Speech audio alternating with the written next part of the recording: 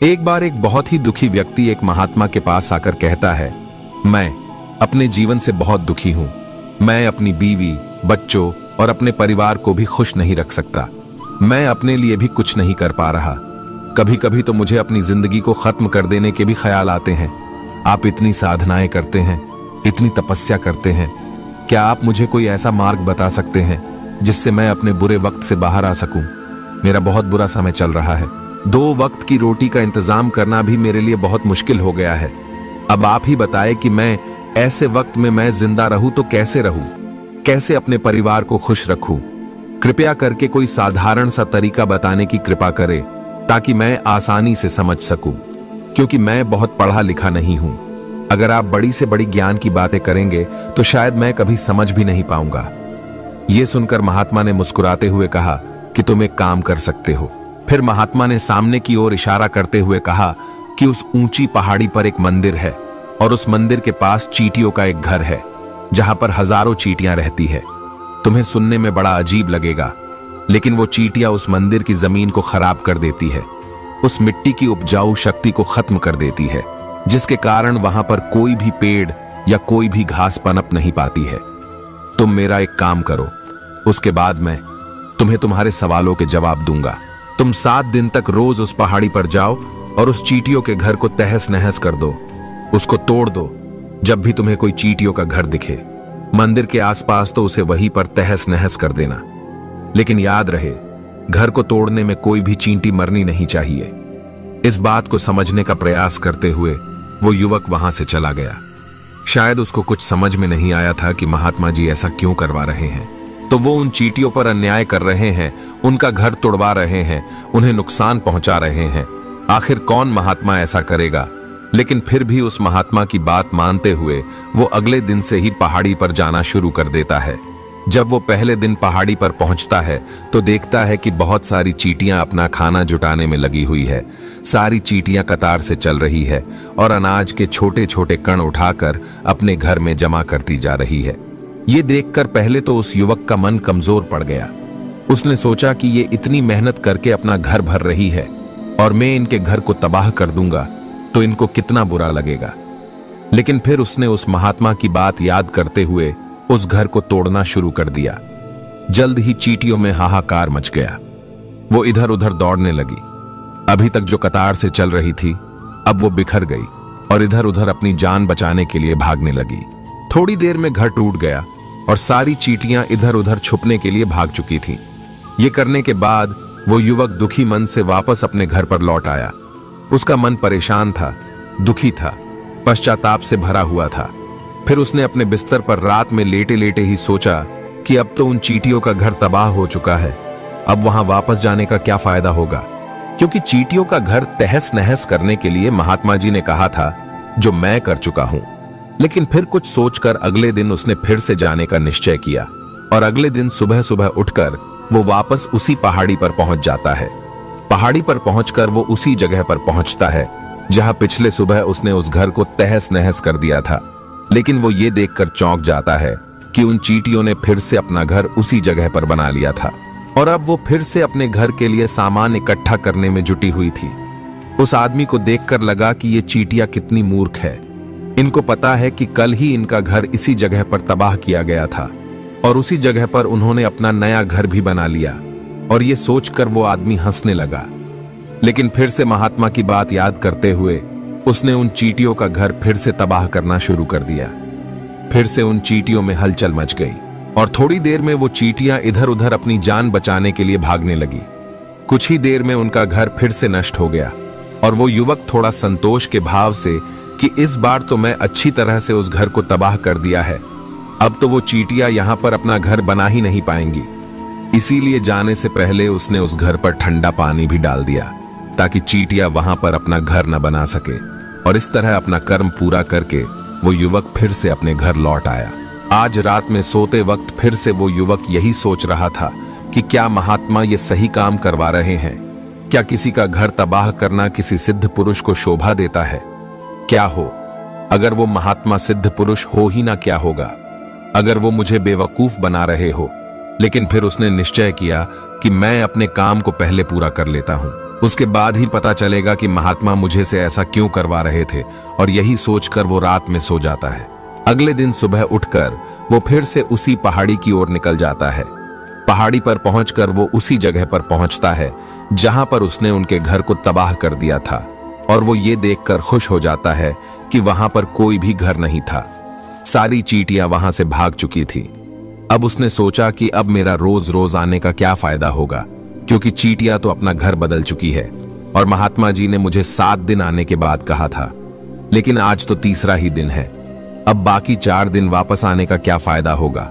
और यही सोचकर उसने निश्चय किया कि यहां से वो सीधा उसी महात्मा के पास जाएगा और उनको ये सारी खबर बता देगा। जब वो वापस मुड़कर उस पहाड़ी से उस महात्मा की कुटिया की तरफ जाने लगा, तभी अचानक उसकी नजर एक और घर पर पड़ी, जो कि चींटियों का ही बनाया हुआ था। मतलब कि वो घर चींटियों ने ही बनाया था, और अब वो चींटियां नए घर में वास कर चुकी थी। ये नया घर उनके पुराने घर से थोड़ी ही दूरी पर था, और जब उसी युवक की नजर उस घर पर पड़ी तो उसने सोचा कि शायद महात्मा को पता था कि ये चींटियां अपना घर यहां से बदलकर किसी दूसरी जगह पर बना लेगी, इसीलिए उन्होंने मुझे 7 दिन आने के बाद कहा था। और ये विचार करके वो उनका नया घर भी तोड़ने के लिए पहुंच जाता है। जब वो वहां पहुंचा तो चींटियां उसी तरह अपने कार्य में लगी हुई थी। वो अपने लिए खाना इकट्ठा कर रही थी और अपने घर में जमा कर रही थी। जब पुराना घर टूटा था, वहां भी अनाज के कण बचे हुए थे, और चींटियां वहां से भी अनाज इकट्ठा कर करके वापस अपने नए घर में ला रही थी। अब यहां पर फिर से युवक का मन थोड़ा कमजोर पड़ गया, क्योंकि वो खुद भी कमजोर था, खुद भी वक्त का मारा हुआ था। इसीलिए उसके मन में उन चींटियों के प्रति दया का भाव उमड़ रहा था। उनके ऊपर उसे दया आ रही थी। वो चाहता था कि उनकी मदद करे, लेकिन वो उल्टा उनको नुकसान पहुंचा रहा था। लेकिन उस महात्मा की बात को याद करते हुए उसने फिर से उस घर को तोड़ने का निश्चय किया, और उसने इस बार बड़ी ही सावधानी के साथ बिना किसी चींटी को कोई नुकसान पहुंचाए वो घर तबाह करना शुरू कर दिया। वक्त थोड़ा ज्यादा लगा, क्योंकि किसी भी चींटी को नुकसान न पहुंचने की शर्त महात्मा ने पहले ही रखी थी। इसीलिए उसको बड़ी सावधानी के साथ उन घरों को तबाह कर रहा था। लेकिन आखिरकार उसने उस घर को भी तबाह कर दिया, और उस घर को तबाह करने के बाद वो बड़े ही दुखी मन से, इस बार वो पहले से भी ज्यादा दुखी था, क्योंकि उसने उनका नया घर भी तोड़ दिया था। वो उन चींटियों को बसने ही नहीं दे रहा था, और वो अब अपने आप को शैतान या दानव समझने लगा था। लेकिन फिर भी उस महात्मा की बात को मानते हुए वो अपने घर पर दुखी मन से वापस आ गया। रात में सोने से पहले एक बार उसने फिर से सोचा कि मैं कितना बड़ा शैतान हूं, कितना बड़ा दानव हूं। पुराना घर तो छोड़ो, मैं उन चींटियों को कहीं भी बसने के लिए कोई जगह ही नहीं दे रहा हूं। वो चींटियां मेरे बारे में क्या सोचती होगी? वो कितना बड़ा दानव होगा उस परमात्मा को जो मेरे द्वारा ये काम करवा रहा है। लेकिन फिर भी उसने अगले दिन जाने का निश्चय किया, और अगले दिन सुबह सुबह वो फिर से वहां पर पहुंच गया। वो ये देखकर फिर से आश्चर्यचकित रह जाता है कि इस बार चींटियों ने एक और नई जगह पर अपना घर बना लिया था। वो तो पहले से भी ज्यादा ऊर्जा के साथ काम कर रही थी, और उन्होंने एक रात में पहले से भी बड़ा घर बना लिया था, और अब वो फिर से अपना अनाज और खाना इकट्ठा करने में जुटी हुई थी। ये देखकर उस आदमी को लगा कि ये चींटियां किस मिट्टी की बनी हुई है। मैं उनको बार बार यहां से भगाने की कोशिश कर रहा हूं, और ये वहीं पर अपना घर बना लेती है। क्या इनको पता नहीं है कि मैं यहां पर कभी भी बसने नहीं दूंगा? ये चींटी है, दिखने में इतनी छोटी है, लेकिन फिर भी ये मुझसे हार नहीं मान रही है। बड़ी ताज्जुब की बात है। और इस बार उसने गुस्से में उस घर को तहस नहस करना शुरू कर दिया। लेकिन इस बार तहस नहस करते हुए कुछ चींटियां वहीं पर मर गई, उसके पैरों तले कुचल दी गई। कुचलने के बाद जब वो अपने अहंकार से बाहर आया तो उसने देखा कि गुस्से में उसने उन चींटियों को कितना क्षति पहुंचा दी है। उसका मन पश्चाताप से भर गया, और वो रोता हुआ अपने घर की तरफ बढ़ गया। रात में सोते वक्त उसने सोचा कि मैं उन चींटियों पर बहुत ज्यादा अत्याचार कर रहा हूं, अब इससे ज्यादा अत्याचार मैं नहीं कर पाऊंगा। और यही सोचकर वो अगले दिन उन चींटियों के लिए अपने घर से थोड़ा आटा लेकर उसी पहाड़ी पर पहुंच जाता है। आज उसके मन में उन चींटियों के प्रति श्रद्धा का भाव था, दया का भाव था। आज वो उनकी मदद करना चाहता था, और जब वो वहां पर पहुंचा तो चींटियां फिर से अपने नए घर को बनाने में जुटी हुई थी। उसने बड़े ही करुणा के साथ उन चींटियों को अपना लाया हुआ आटा खिलाया। अगले 7 दिनों तक वो ऐसा ही करता रहा। वो रोज सुबह जाता, उन चींटियों को अपने हाथों से आटा खिलाता। 7 दिन के बाद वो युवक उस महात्मा के पास पहुंचकर हाथ जोड़कर बोलता है कि हे महात्मा जी, मुझे माफ कर देना। मैंने उन चींटियों का घर तबाह करने के लिए बहुत कोशिश की। मैंने उनका घर तबाह किया भी। 1 बार नहीं 4 बार मैंने उनका घर तोड़ा। उसके बाद मैं हिम्मत नहीं कर पाया, उनके घर को नहीं तोड़ पाया। मैं समझ सकता हूं कि मैं आपका काम पूरा नहीं किया और इसके बदले आप मुझे तरीका भी नहीं बताएंगे जो कि मुझे मेरे बुरे समय से बाहर निकाल सकता है। लेकिन मुझे इसका कोई परवाह नहीं है। मुझे लगता है कि मैंने जो किया वो सही किया, इसीलिए मैं आपसे आज्ञा लेकर वापस जा रहा हूं। कृपया मुझे वापस अपने घर जाने की आज्ञा दीजिए। यह सुनकर महात्मा ने मुस्कुराते हुए कहा कि अरे बेटा, कहां चल दिए? रुको तो सही, जलपान तो कर लो, थोड़ी देर ठहर जाओ, उसके बाद चले जाना। और ये कहकर वो महात्मा उस युवक के लिए पानी लेकर आते हैं। पानी पिलाने के बाद महात्मा उस युवक से पूछते हैं कि तुम मुझे ये बताओ कि आखिर तुम उन चींटियों का घर तबाह क्यों नहीं कर सके? वो चींटियां तो छोटी है और तुम इतने विशालकाय हो, फिर भी तुम उन छोटी छोटी चींटियों का घर तबाह नहीं कर पाए। कहां है तुम्हारी शक्ति, तुम्हारा बाहुबल?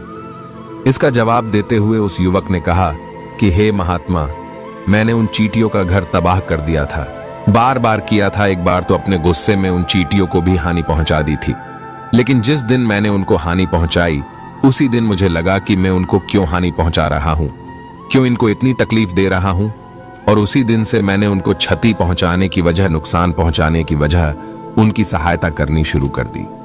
ये सुनकर उस महात्मा ने कहा कि ये ही तो सीखने की बात है। एक छोटी सी चींटी हमें जीवन का संदेश दे जाती है। मैंने तुम्हें उन चींटियों का घर तबाह करने के लिए नहीं भेजा था, मैंने तुम्हें भेजा था ताकि तुम उन चींटियों से कुछ सीख ले सको। तुम्हें क्या सीख मिली? उन चींटियों से क्या मुझे बता सकते हो? यह सुनकर उस युवक ने पूरी कहानी बयां कर दी। पूरी कहानी सुनने के बाद महात्मा ने मुस्कुराते हुए कहा कि बेटा, पहली सीख जो इन चींटियों से ले सकते हैं वो ये थी कि तुमने कितनी ही बार उनके घर को तोड़ने की कोशिश की, कितनी ही बार प्रयास किया कि उनके घर तबाह हो जाए, लेकिन वो हर बार अपना नया घर बना लेती थी। उन्होंने कभी भी हार नहीं मानी। अगर वो हार मान लेती तो वो चींटियां तुम्हें वहां पर नहीं मिलती। जीवन कार्यशीलता का नाम है, लेकिन हम मनुष्य 1-2 बार हार मिलने पर ही टूट जाते हैं, हताश हो जाते हैं और फिर जीवन में प्रयास ही नहीं करते। और कुछ लोग तो अपनी जिंदगी को खत्म करने को उतारू हो जाते हैं। लेकिन जानवरों में तुमने एक बात देखी होगी कि वो अपना जीवन खुद से कभी खत्म कर ही नहीं सकते हैं। तुमने कभी नहीं सुना होगा कि किसी जानवर ने आत्महत्या कर ली, चाहे वो जानवर कितना भी भूखा क्यों ना हो, कितना ही दुखी क्यों ना हो, लेकिन वो अपने जीवन के लिए हमेशा संघर्ष करता रहता है। लेकिन वही दूसरी तरफ हम मनुष्य 1-2 बार हताश होने पर ही अपना जीवन खत्म कर लेते हैं। जीवन तो कर्मशीलता है, कर्म करने का नाम है। जीवन और मृत्यु आखिरी विश्राम है, परम विश्राम है। इसीलिए मृत्यु से पहले कर्म करना कभी मत छोड़ना, क्योंकि मृत्यु के बाद तो तुम परम विश्राम में चले ही जाओगे। तो उससे पहले कर्म करना क्यों छोड़ रहे हो? क्यों हताश हो रहे हो? अगर तुम्हारा एक घर टूट गया है तो दूसरा घर बनाने का प्रयास करो, कोशिश करो, और कोशिश करने वालों की कभी हार नहीं होती। ये तुम उन चींटियों से देख चुके हो। देखने में तुमसे कितनी छोटी है वो चींटियां और तुम इतने बड़े हो, लेकिन उनका मन तुम्हारा मन से इतना बड़ा है, इतना विशाल है, इतना दृढ़ संकल्प है कि इतनी बार घर टूटने पर भी उन चींटियों ने कभी हार नहीं मानी। दूसरी सीख ये है कि जब भी हमारे ऊपर बुरा समय आता है, हमें लगता है कि यह समय कभी नहीं जाएगा, यह समय मेरे जीवन को बर्बाद कर देगा, मुझे कभी नहीं जीने देगा। और अपने इन्हीं ख्यालों से, अपने इन्हीं विचारों से, जिसका असलियत में कोई भी अस्तित्व नहीं है, वो सिर्फ विचार है, और वही विचार हमारे मन को दुखी कर देती है, और इसीलिए हम प्रयास करना भी छोड़ देते हैं। लेकिन तुम खुद सोचो कि बार बार प्रकृति हमें क्षति पहुंचाएगी, नुकसान पहुंचाएगी, लेकिन कब तक पहुंचाएगी? अगर हम बार बार फिर से उठ के फिर से नया प्रयास करते रहेंगे तो प्रकृति भी हमारे सामने घुटने टेक देगी, और वो भी एक दिन हमारे ऊपर दयावान हो जाएगी, कृपालु हो जाएगी, और वो हमें सब कुछ देने लगेगी जिसकी हमने कभी कामना की थी। तुमने खुद देखा कि तुम उन चींटियों को तबाह करने के लिए पहुंचे थे, लेकिन बाद में तुम ही उन चींटियों को अनाज और आटा देने लगे। तुम ही उन पर कृपालु हो गए। क्यों हुए? क्योंकि तुमने देखा कि वो चींटियां हार ही नहीं मान रही है। इसी तरह अगर तुम भी अपने जीवन में कभी हार नहीं मानोगे तो एक न एक दिन ये प्रकृति तुम्हें वो सब कुछ देगी जो तुम अपने जीवन में पाना चाहते थे। इसीलिए 2 सीख याद रखना, कर्मशीलता कार्य करते जाना, और दूसरा कि एक न एक दिन प्रकृति तुम्हारी उस कर्म का परिणाम तुम्हें जरूर देगी। तो दोस्तों, मैं आशा करता हूं कि आपको इस वीडियो से काफी कुछ सीखने को मिला होगा। तो फिर मिलते हैं अगले वीडियो में।